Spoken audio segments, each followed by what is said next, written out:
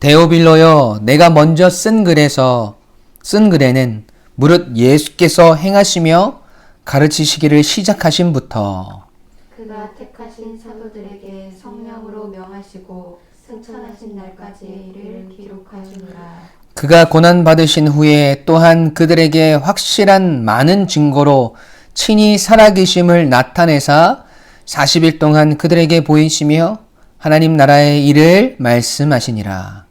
사도와 함께 모이사 그들에게 분부하여 이르시되 예루살렘을 떠나지 말고 내게서 들은 바 아버지께서 약속하신 것을 기다리라. 다 같이 요한은 물로 침례를 베풀었으나 너희는 몇 날이 못되어 성령으로 침례를 받으리라 하셨느니라. 아멘. 살아계신 하나님의 말씀입니다. 올해 신년부터는 새로운 시리즈가 시작됩니다.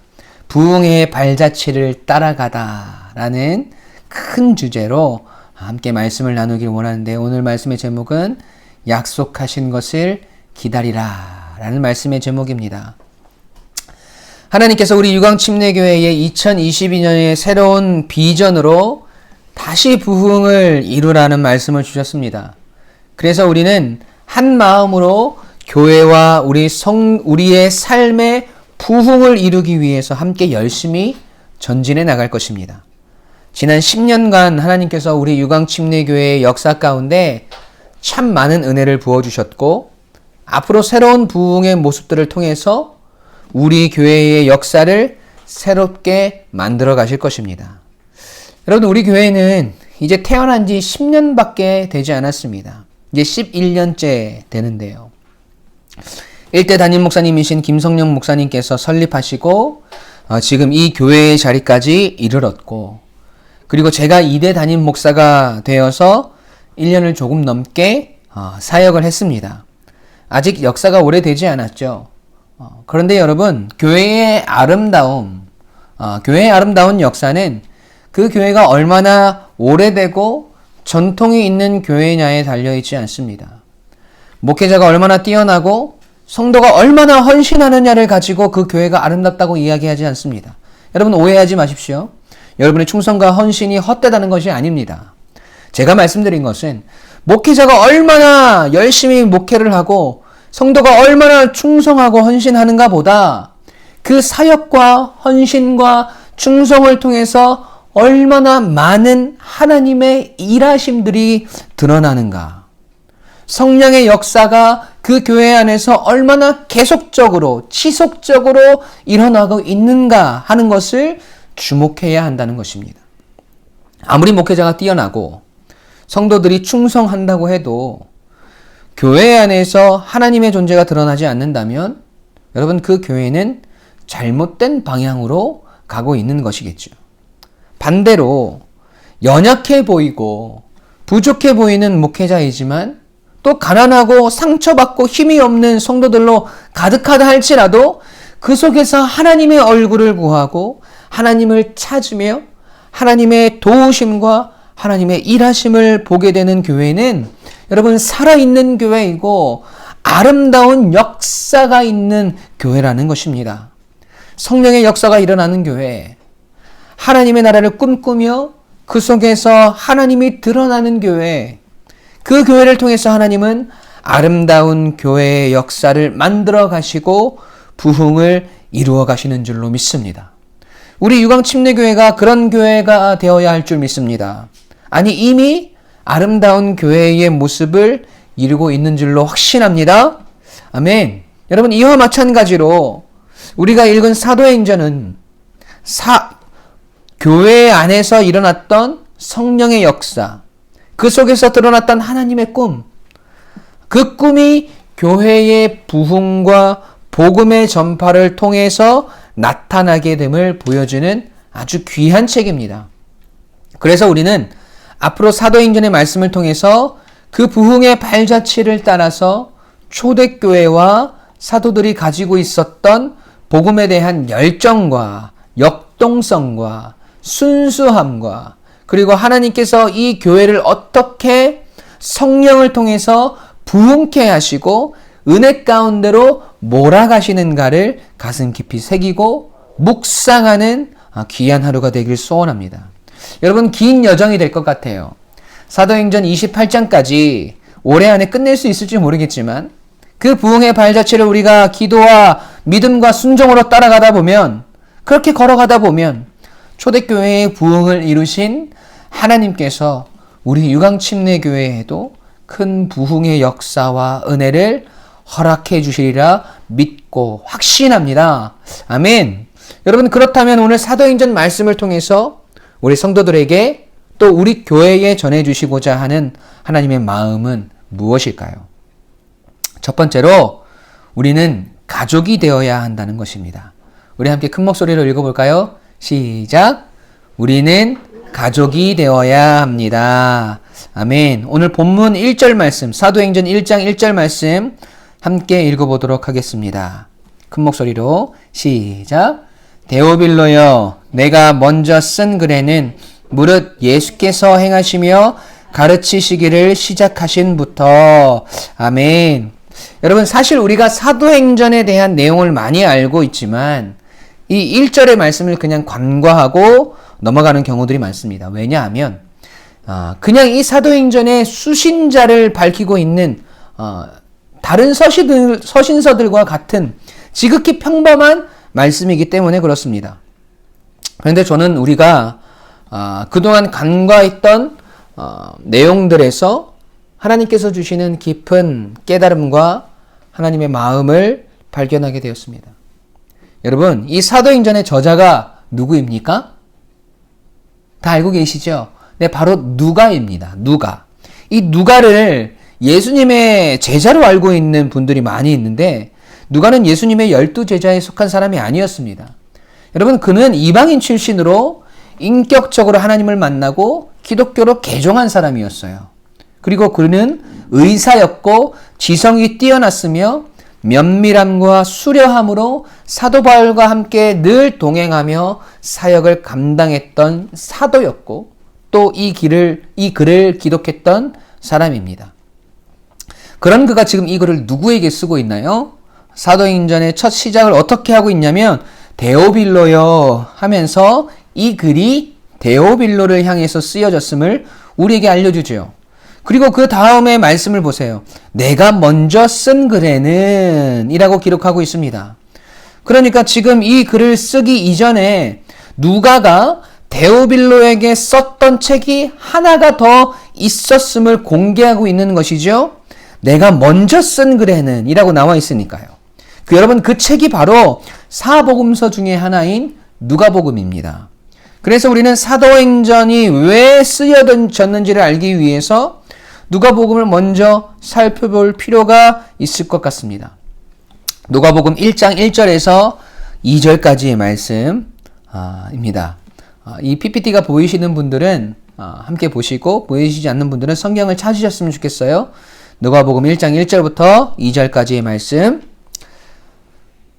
함께 읽겠습니다. 시작. 우리 중에 이루어진 사실에 대하여 처음부터 목격자와 말씀에 일꾼된 자들이 전하여진 그대로 내력을 저술하고 붓을 든 사람이 많은지라. 아멘. 여러분, 이 말이 무슨 말이냐면 우리 중에 이루어진 사실. 여러분, 이 사실은 예수 그리스도의 역사와 예수 그리스도의 말씀을 가르칩니다. 그 사실에 대하여 처음부터 목격자가 되고 일꾼된 자들이 전하여준 그대로를 주님에 대한 스토리를 저술하려고 붓을 든 사람들이 많았다라는 거죠. 주님에 대한 이야기를 목격하고 또 들어서 그 이야기를 쓰려고 붓을 든 사람들이 많았다라고 누가는 이야기합니다. 그러니까 예수님께서 어떻게 이 땅에 오셨고 그분이 어떤 일생을 준비하시다가 어떻게 고난을 당하셨고 어떻게 죽으시고 또 어떻게 부활하셨는지 기록하려고 했던 사람들이 자기만이 아니라 여러 사람이 있었다라는 말이죠. 여러분, 그 사람들이 누구입니까? 바로 마태와 마가와 요한입니다. 그리고 나서 누가복음 1장 3절에 이렇게 기록해요. 누가복음 1장 3절 말씀 함께 읽어보겠습니다. 그 모든 일을 근원부터 자세히 미루어 살핀 나도 데오빌로 각하에게 차례대로 써보내는 것이 좋은 줄을 알았노니. 아멘. 주님의 역사에 대하여 그 시작부터 자세히 살핀 내용을 누구에게요? 데오빌로에게 쓰고 있는 것입니다. 누가복음과 사도행전이 한 사람을 대상으로 쓰여졌다는 것을 우리는 알 수 있습니다. 그런데 누가복음의 데오빌로의 이름을 언급할 때 첨가되어진 그에 대한 칭호가 하나가 있습니다. 여러분 무엇이었나요? 데오빌로 각하에게 라고 쓰고 있어요. 이름 뒤에 각하라는 경칭을 붙이고 있습니다. 지금 이 성경이 쓰여질 당시 여러분 시대적인 배경은 로마가 세계를 제패하고 있을 때입니다. 이스라엘 역시 로마의 속국으로서 로마의 지배를 받고 있을 때라는 것이죠. 그 로마의 고위 관료 중에 한 명이 바로 이 데오빌로였다는 것입니다. 그리고 그 다음 절인 누가복음 1장 4절에 데오빌로에 대한 다른 정보를 우리가 얻을 수 있어요. 누가복음 1장 4절 말씀 제가 읽겠습니다. 이는 각하가 알고 있는 바를 더 확실하게 하려 함이로다. 아멘. 여러분 이 글을 쓰는 이유가 각하가 알고 있는 바를, 데오빌로 각하가 알고 있는 바를 더 확실하게 하려 한다고 쓰여 있죠. 그 알고 있는 바가 무엇이냐면 바로 복음에 대한 내용이죠. 예수 그리스도에 대한 이야기입니다. 그러니까 데오빌로는 로마의 고위 관료였지만 복음에 대해서 상당한 호감을 가지고 있었고 지식을 가지고 있었던 자로 우리가 볼 수 있는 거죠. 누가는 이제 막 복음의 걸음마 단계에 있는 데오빌로에게 서신을 통해서 예수 그리스도에 대해서 소개하는 글을 썼던 것입니다. 여러분 그것이 누가복음이에요. 여기서 이상한 것은 누가복음 1장에서는 데오빌로를 부를 때 데오빌로 각하여 라고 말하면서 그가 사회에서 가지고 있는 경칭을 그대로 사용하지만 여러분 사도행전 1장에서는 조금 달라졌어요. 데오빌로여 내가 먼저 쓴 글에는 이라고 말하면서 그에 대한 경칭을 빼고 있다라는 것이죠. 여러분 이것이 별거 아닌 것 같지만 아주 중요한 발전의 메시지를 우리에게 던져줍니다.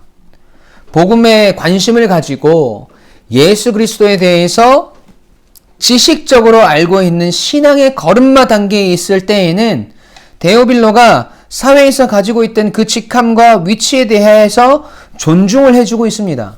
여러분 그러나 그가 복음으로 그가 은혜를 입었고 성장하고 성숙하면서 여러분 사도행전에 와서는 더 이상 데오빌로가 각하가 아니라 그리스도 안에서 한 형제가 되어진 겁니다.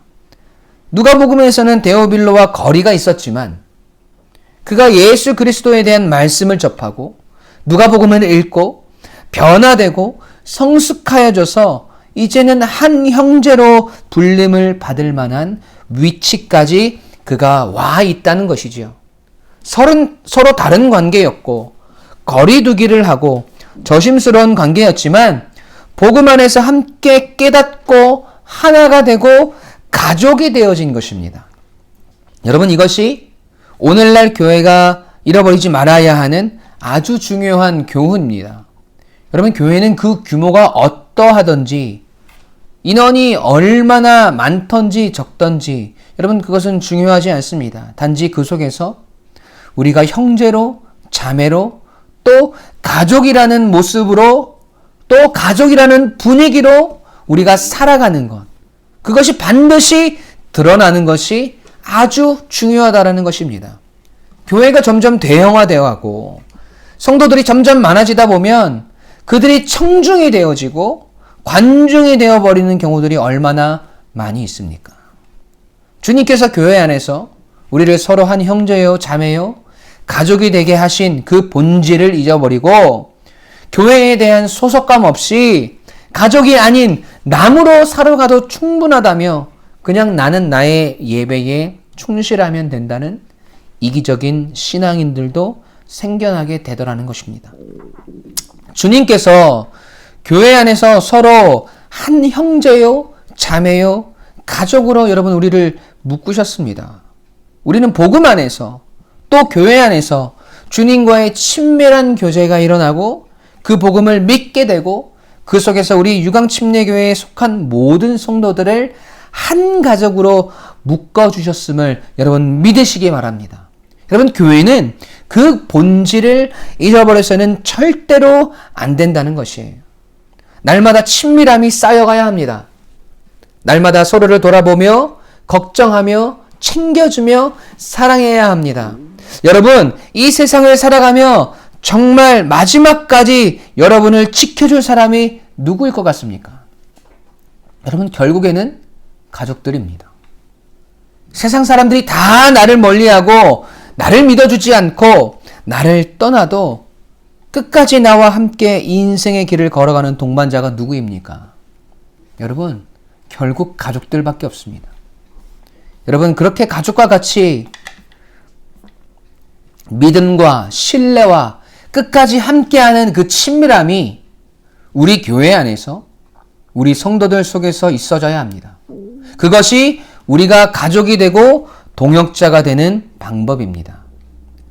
그냥 일을 같이 한다고 해서 그것이 동역자가 아니라 주님 안에서 한 가족이 된 우리들이 한 마음을 품고 주님 주신 사명을 함께 감당해 나갈 때 그때 비로소 우리는 우리가 동역자라고 우리가 가족이라고 이야기할 수 있는 것입니다. 여러분, 2022년에 우리가 주님 안에서 더 친밀해지기를 소원합니다. 데오빌로가 복음을 통해서 각하에서 형제가 되고 가족이 되었던 것처럼 우리 유광침례교회 안에서 남으로 살아가는 것이 아니라 우리가 가족이 되고 진짜 형제가 되고 진짜 자매가 되기 위해서 우리는 노력하고 애를 써야 할 것입니다. 그런 우리를 통해 하나님은 다시 우리 교회의 부흥의 역사를 이루실 것입니다. 그 역사의 현장 가운데 여러분 절대로 벗어나서는 안 됩니다. 끝까지 그 부흥의 발자취를 우리가 가족이 됨으로 형제가 됨으로 자매가 됨으로 함께 힘을 내어서 끝까지 따라갈 수 있는 사랑하는 모든 유광침례교회의 가족들이 되시길 주님의 이름으로 간절히 축원합니다. 아멘. 여러분, 두 번째로 성령을 기다리게 하신 이유를 깨달아야 합니다. 우리 함께 읽어볼까요? 시작. 성령을 기다리게 하신 이유를 깨달아야 합니다. 아멘. 오늘 본문 1절에서 3절까지 함께 읽어보도록 하겠습니다. 사도행전 1장 1절부터 3절까지 말씀 시작. 데오빌로여, 내가 먼저 쓴 글에는 무릇 예수께서 행하시며 가르치시기를 시작하신부터 그가 택하신 사도들에게 성령으로 명하시고 승천하신 날까지의 일을 기록하였노라. 그가 고단받으신 후에 또한 그들에게 확실한 많은 증거로 친히 살아계심을 나타내사 40일 동안 그들에게 보이시며 하나님의 나라의 일을 말씀하시니라. 아멘. 여러분, 오늘 본문 1절에서 3절까지는 누가가 데오빌로에게 처음으로 썼던 글, 즉 누가복음의 내용에 대한 기록이 나옵니다. 예수님의 사역의 시작부터 부활하셔서 사도들에게 성령으로 명하시고 승천하시기 전에 40일 동안 그들과 함께 하셨다고 말씀하십니다. 그런데 부활하신 예수님께서 사도들에게 이제 너희들이 해야 할 일에 대해서 말씀을 하시는데 그 일이 어떤 일이라고 기록하고 있습니까? 3절 마지막을 한번 보세요. 40일 동안 그들에게 보이시며 하나님 나라의 일을 말씀하시니라. 아멘. 하나님 나라의 일을 말씀하셨어요. 예수님께서 왜 부활하셔서 바로 승천하시지 않고 40일 동안이나 그들에게 머무시면서 하나님 나라의 일에 대한 말씀을 계속해서 하셨을까요? 예수님께서 지금 사도들을 부르신 목적과 이유가 어떤 일을 이루기 위해서라는 것입니까? 바로 하나님 나라의 일을 이루기 위해서라는 것이죠. 바로 우리를 하나님 나라의 일을 맡고 책임져야 할 일꾼으로 부르셨다는 것입니다. 그래서 사도행전은 사도들을 통해서 하나님 나라의 일이, 하나님 나라의 역사가 어떻게 이루어지고 열매 맺고 부흥하여지는지를 기록하고 있다는 것이죠. 여러분, 하나님께서 우리를 하나님 나라의 일을 맡은 일꾼으로 부르실 때 그냥 우리에게 무턱대고 충성하기만 하면 된다고 말씀하시지 않으세요. 그 사명을 감당할 만한 힘과 원동력이 분명히 우리에게 또 사도들에게는 필요합니다. 또 필요했습니다. 주님이 승천하신 후에 이 땅에 홀로 남겨질 사도들이 주님 없이 감당해야 하는 그 모든 일들을 거침없이 또 능력 있게 감당하기 위한 힘이, 능력이 반드시 필요했다라는 것이죠. 여러분, 그들은 연약한 인간이지 않습니까? 죄 많은 사람들이잖아요. 다 주님을 배반하고 떠났었고 도망갔던 사람들이지 않습니까? 여러분, 그들이 무슨 능력이 있겠어요? 그래서 주님이 그 능력을 주시겠다고 하는 겁니다. 어떤 능력일까요? 오늘 본문 4절 5절의 말씀 함께 읽도록 하겠습니다. 사도행전 1장 4절 5절의 말씀. 사도와 함께 모이사 그들에게 분부하여 이르시되 예루살렘을 떠나지 말고 내게서 들은 바 아버지께서 약속하신 것을 기다리라. 요한은 물로 침례를 베풀었으나 너희는 몇 날이 못되어 성령으로 침례를 받으리라 하셨느니라. 아멘. 여러분, 주님이 하나님 나라의 일을 말씀하시고 우리에게 그 일을 시키기 위해서 일꾼으로, 동역자로 우리를 부르셔서 그 일을 감당하기 전에 하나님 나라의 일꾼들에게 주시겠다고 약속하신 것이 무엇입니까? 너희들에게 힘과 능력이 될 것을 기다리라고 우리에게 약속하신 것이 무엇입니까? 네, 바로 성령입니다. 성령. 그렇다면 예수님은 사도들에게 하나님 나라의 일에 대해서 말씀하시고는 왜 성령님을 보내주신다고 하신 것일까요? 하나님 나라의 일을 위해서 성령님이 꼭 필요하기 때문이겠죠. 여러분, 궁극적으로 하나님 나라의 일이 무엇입니까? 예수 그리스도의 복음이 온 땅에 전해지는 것이잖아요. 예수 그리스도가 우리의 구원자이시고 다시 이 땅에 임하실 분이라는 이 복음이 증거되고 이를 통해서 죄인들이, 이방인들이 하나님을 믿게 되고 하나님의 나라의 백성이 되는 일. 여러분, 그 일이 주님이 사도들에게 맡기신 하나님 나라의 일이지 않습니까? 하나님 나라의 사명이지 않습니까? 예수 그리스도를 온 땅에 증거하는 그 일을 하려면 예수 그리스도가 어떤 분인지 알아야 하고 그 알미 우리의 주관적인 생각이나 우리의 말이 되지 아니하고 정확한 진리를 증거할 수 있어야 되잖아요. 여러분, 그 일을 가능하게 하시는 분이 누구겠습니까? 네, 바로 성령님입니다. 요한복음 14장 26절을 말씀을 보시겠습니다.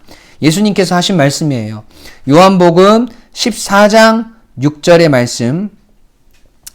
보혜사 곧 아버지께서 내 이름으로 보내실 성령 그가 너희에게 모든 것을 가르치고 내가 너희에게 말한 모든 것을 생각나게 하리라. 아멘. 여러분, 보혜사, 성령의 다른 이름이죠. 이 보혜사를 헬라어 원어로 하면 파라클레토스라는 말이에요. 그 어근이 파라칼레오라는 말이거든요. 헬라어로 파라칼레오. 이 파라라는 단어와 칼레오라는 단어의 합성어예요. 이 파라는 가까이에, 곁에서라는 뜻이 있고 칼레오는 부르다라는 뜻이 있습니다. 그러니까 파라칼레오는 우리 가까이에서 우리를 부르시는 분이라는 뜻이에요. 우리 가까이에서, 우리 곁에서 우리와 함께 하시고 깨닫게 하시고 예수 그리스도의 진리로 우리를 계속해서 부르시는 분이 바로 보혜사 성령님이 하시는 일이라는 것이죠. 성령님께서 우리 곁에서 우리가 증거해야 할 예수 그리스도에 대해서 가르치시고 깨닫게 하시고 우리가 말할 진리의 말씀을 생각나게 하신다는 것입니다. 여러분, 그 진리의 말씀이 무엇입니까? 주님께서 방금 우리가 읽은 요한복음 14장 26절 앞에 말씀해 주셨어요. 예수님께서 14장 26절의 말씀을 하기 이전에 하셨던 말씀입니다. 요한복음 14장 6절의 말씀이에요. 예수께서 이르시되 내가 곧 길이요 진리요 생명이니 나로 말미암지 않고는 아버지께로 올 자가 없느니라. 아멘. 여러분, 이게 진리의 말씀인 겁니다. 성령님이 하나님 나라의 일을 이 땅을 살아가며 해낼 수 있도록 도와주시고 어둠뿐인 세상에 결국 죄로 인한 죽음으로 갈 수밖에 없는 인생들에게 길이요 진리요 생명이신 예수 그리스도 그분을 또 생명의 빛이 우리 가운데 임하였음을 그분이 우리의 등불 되어 주심을 알게 하신다는 것입니다. 여러분, 우리가 누군가에게 전해주어야 할 아주 중요한 물건을 우리 차에 싣고 어두운 밤에 꼬불꼬불한 산길을 가고 있다고 생각해 보십시오. 그 길 옆에는 바로 청길 낭떠러지가 있다고 생각해 보세요. 칠흑 같은 어둠이 깔린 밤입니다. 차를 타고 가고 있어요. 그런데 갑자기 여러분 라이트가 나가버린 거예요. 여러분 그러면 우리는 거기서 한 발자국도 움직일 수 없습니다. 라이트가 꺼진 채로 우리가 그 험난한 산길을 달려가서 그 중요한 물건을 그 받아야 할 사람에게 전해줄 수 없어요. 라이트 없이 산길을 가다가는 낭떠러지로 떨어질 수밖에 없는 것입니다. 여러분, 성령님이 바로 라이트예요.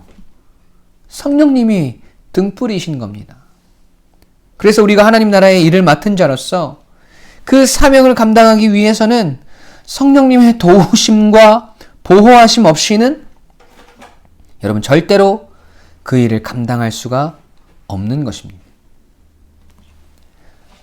여러분 우리가 다시 부흥을 이루고 새로운 부흥의 역사를 이루어 가기 위해서는 성령님의 인도하심을 구해야 하며 성령님의 능력을 의지하는 일이 절대적으로 우리에게 필요하다는 것입니다.